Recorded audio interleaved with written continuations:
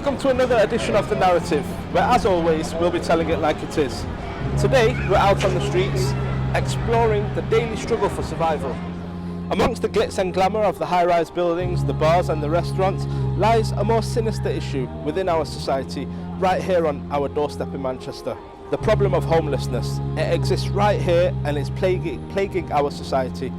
Turf wars, violence, abuse are just a few things but to name that are plaguing the underbelly of our city at the moment. However, there's a local grassroots Islamic organisation that is here to try and quell the tide of homelessness. So this evening we took out time to go and speak to some of the people that are leading this project from the Myriad Foundation.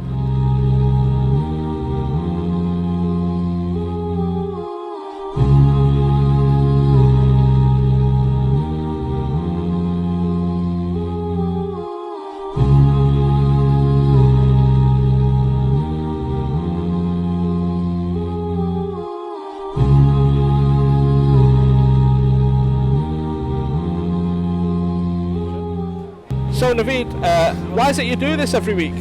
I find it incredibly rewarding. It's an opportunity for myself to come and give back to the community, especially the underprivileged community within the city in which I've grown up. And it's an incredibly rewarding opportunity to do that. It's been an incredible response and they thank us. And they get to see Muslims living out an example which has been passed down from the Prophet, peace be upon him, himself. Some would say that this encourages people who are sleeping rough not to try and do something about it because they're living off handouts.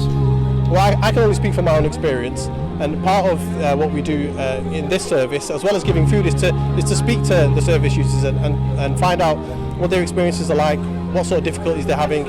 And I can tell you to a man, not one of them would want to be in this situation. They find life very much a struggle, something that we necessarily can't relate to. What is it that attracted you to the Myriad Foundation? Just my colleague at work told me, oh, I'm gonna do that tonight. Do you want to come? Yeah, I said, yeah, I'm really up for that. I try to be open-hearted and helping people is something I like doing. So today we caught up with Greg, a service user who's been sleeping rough for quite some time. So Greg, why is it that you use this service? Because I don't have any money. I've got nowhere to live and I've got nothing to eat. So yeah, this is my only form of getting something to eat. Otherwise I'll starve. And because I come from Tameside, they won't house me. They've just told me to go back to Tameside. And I can't go back to Tameside. So basically they won't help me. Any final words you'd like to say about Soup and Smiles that we do every Wednesday? Yes, you're a fantastic group of people. If it wasn't for people like you, then people like me might not be able to survive week in, week out. That's what we're doing. At the moment it's just living day by day. You are fantastic, and without you, I don't know.